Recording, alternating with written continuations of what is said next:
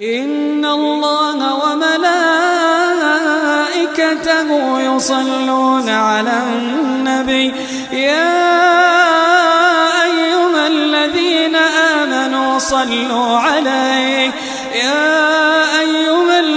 آمنوا صلوا عليه وسلموا تسليما. بسم الله الرحمن الرحيم. اهلا وسهلا بكم حبايبي. النهارده ان شاء الله انا هعمل معاكم طبق فاكهه من حاجات بسيطه جدا. هنعمل تشكيله روعه، طبق فاكهه جميل جدا، وكمان هو تزيين. يعني ازاي نقدر نزين باقي الفاكهه، ازاي نقدر نقدمها، ازاي من حاجه بسيطه اقدر اعمل طبق كبير جدا، ازاي اقدر كمان استفاد منه واعمله في التورت او ازين تورت بيه. فان شاء الله النهارده انا دي الفاكهه الموجوده عندي في البيت وانا هعمل منها باذن الله وهوريها لكم. انا اول حاجه انا قشرت البرتقانه وقشرت كمان الكيوي اهو. هبدا كده بسم الله الرحمن الرحيم.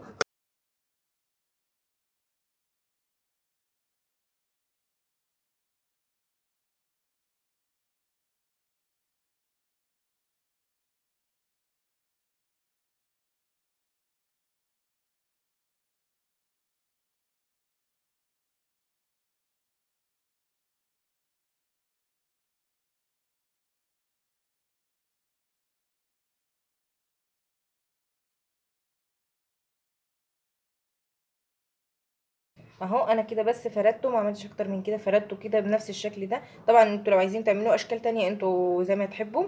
دلوقتي بقى هشتغل ان شاء الله على الكيوي. انا طبعا اشتغلت الطبق بعيد، هبدا بقى اقطع كده.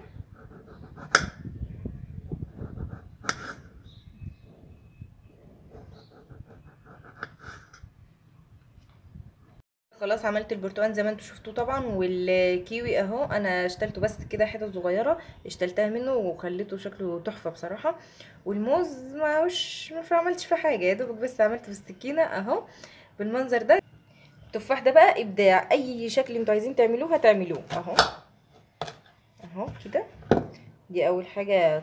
في كذا طريقه، كذا طريقه لعمايل التفاح. يعني مثلا ممكن ان انا اعمله بالشكل ده.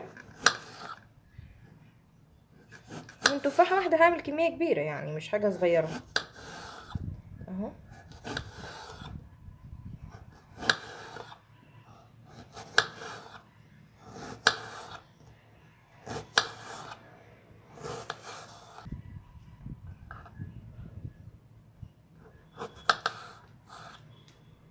ممكن كده اهو.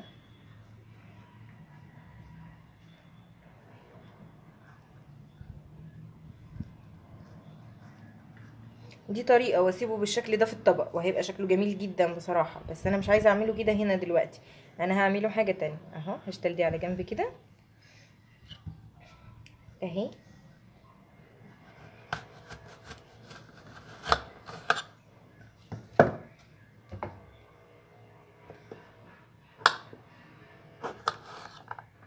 دي كمان اشيلها، هي ودي.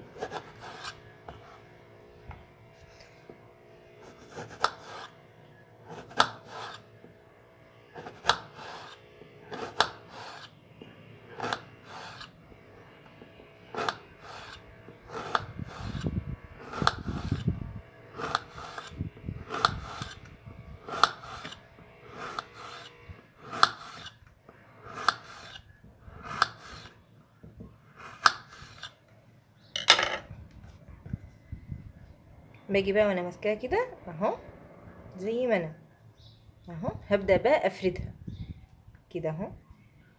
بسم الله الرحمن الرحيم. بس قبل ما افردها هعمل حاجه عشان تبقى باينه رسمتها صح.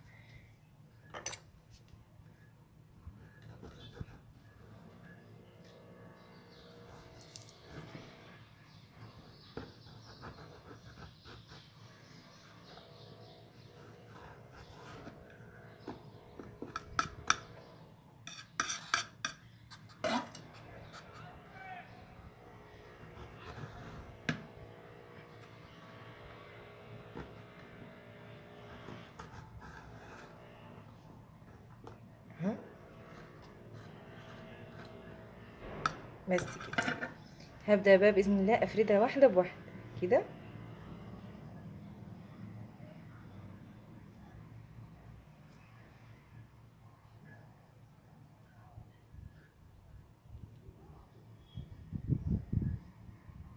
انا بحب الحركه دي جدا لان بتدي شكل تحفه اهو.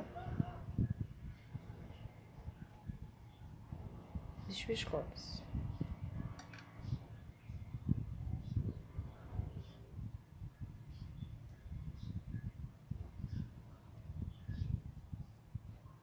شايفين بقى ما شاء الله شكلها بقى عامل ازاي اهو كده. شوفوا بقت عامله زي السلم او المدرج اهو. انا دلوقتي بقى هحطها في الطبق وهوريكم هيبقى شكل الطبق عامل ازاي. ادي شكل اطباق الفاكهه اهو يا حبايبي بعد ما خلصناها. طبعا البرتقال اللي انا رصيته معاكم والكيوي اللي انا قطعته والموز، وادي التفاح. دي طريقه انا مقطعاها ودي طريقه تانية اهو اللي احنا عاملينها مع بعض، ودي كمان طريقه من اسهل ما يكون. طبعا اشكالهم جميله جدا. يا رب ان شاء الله يعجبكم الفيديو. ولو عجبكم الفيديو ما تنسوناش في لايك وشير وسبسكرايب وتفعيل الجرس عشان يوصل لكم كل جديد. والسلام عليكم ورحمه الله وبركاته.